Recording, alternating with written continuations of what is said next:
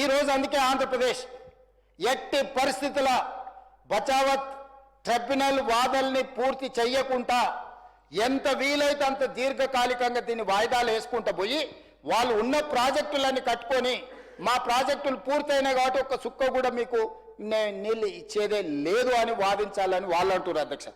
అధ్యక్ష మేం బాధ్యత తీసుకున్న తర్వాత రెండు విషయాలలో స్పష్టంగా ఉత్తమ్ కుమార్ రెడ్డి గారు నేను అధికారులను న్యాయవాదులను కూర్చోబెట్టి అంతర్జాతీయ జల విధానం ఏందని మేము కనుక్కున్నాం. మొట్టమొదట పరివాహక ప్రాంతం ఎంతుందో పరివాహక ప్రాంతం ప్రాతిపదికన నీటి కేటాయింపులు జరగాలి. అంటే కృష్ణానది పరివాహక ప్రాంతంలో మహారాష్ట్రలో క్యాచ్మెంట్ ఏరియా ఎంతుందో వాళ్ళకి నీళ్ళు ఇవ్వాలి, కర్ణాటకలో ఎంత క్యాచ్మెంట్ ఏరియా ఉందో వాళ్ళకి నీళ్ళు ఇవ్వాలి. ఆనాడు ఉమ్మడి ఆంధ్రప్రదేశ్ ఈరోజు 3వ రాష్ట్రంగా మనం వచ్చినాం, 4వ రాష్ట్రంగా ఆంధ్రప్రదేశ్ వచ్చింది. తెలంగాణ రాష్ట్రంలో క్యాచ్మెంట్ ఏరియా ఎంతుందో, క్యాచ్మెంట్ ఏరియా అంటే పరివాహక ప్రాంతం ఎంతుందో మనకు నీళ్ళు ఇవ్వాలంటే పరివాహక ప్రాంతాన్ని ఒకవేళ తక్కువ లెక్కలేస్తే 68.5% పరివాహక ప్రాంతం ఉంది, సరిగ్గా లెక్కేస్తే 71% ఉంది అధ్యక్ష. తెలంగాణలో 29 నుంచి 30% మాత్రమే పరివాహక ప్రాంతం ఆంధ్రప్రదేశ్లో ఉంది. ఆ ప్రకారం 811 టీఎంసీలలో తెలంగాణకు 555 టీఎంసీలు వస్తాయి.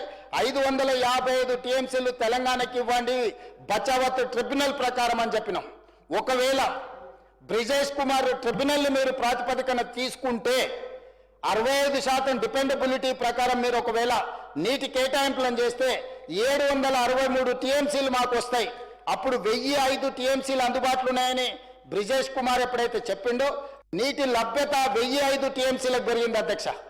ఎప్పుడైతే 1005 టీఎంసీల నీటి లభ్యత పెరిగిందని బ్రిజేష్ కుమార్ గారు నిర్ధారించిండో 1005 టీఎంసీలలో 763 టీఎంసీలు మాకు రావాలి అని చెప్పి మేము బాధ్యత తీసుకున్నాక ఉత్తమ్ కుమార్ రెడ్డి గారు నిజంగానే ఈ చదువుడు ఈ లెవెల్లో ఆయన చదివితే 4 సార్లు ఐఏఎస్ అయ్యేటోడు అధ్యక్ష. ఇప్పుడైనా మీరు ఏదైనా రికమెండ్ చేసి అంబేద్కర్ యూనివర్సిటీ నుంచి వారికి దీంట్లో డాక్టరేట్ ఇప్పించాల్సిందే అధ్యక్ష. ఎందుకంటే ఇది అంత లోతైన జటిలమైన సమస్య అధ్యక్ష. దీన్ని అంత అర్థం చేసుకోవడం కూడా అంత ఈజీగా లేదు. ఎందుకంటే మల్టీ కాంప్లికేషన్స్ ఉన్నాయి ఇందులో.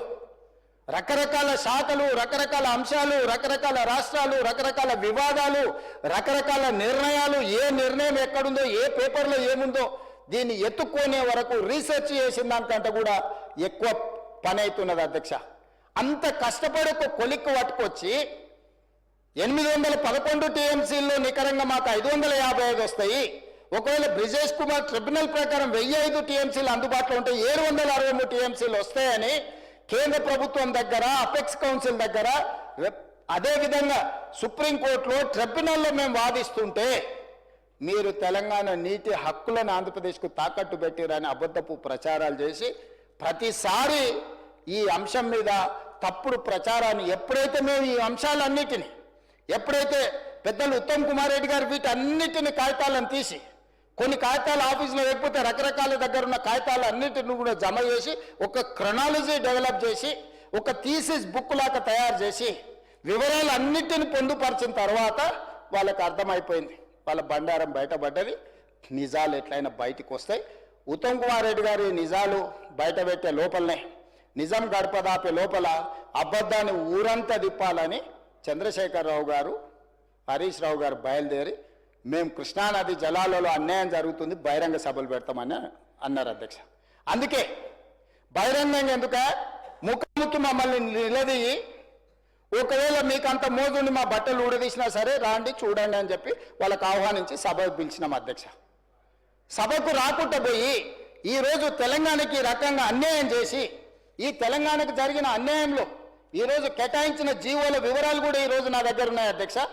ఉమ్మడి రాష్ట్రంలో ఉత్తమ్ కుమార్ రెడ్డి గారు చెప్పారు, ఉమ్మడి రాష్ట్రంలో ఆంధ్రప్రదేశ్ ఆ రోజు మొత్తం తీసుకెళ్తున్న నీళ్లు 4.47 టీఎంసీలు ఉంటే తెలంగాణ రాష్ట్రం వచ్చిన తర్వాత 2014 నుంచి 2023 లోపల వాళ్ళు 13.17 టీఎంసీలకు పర్ డే నీటి దొంగతనానికి వాళ్ళు అన్ని ఏర్పాట్లు చేసుకున్నారు అధ్యక్ష.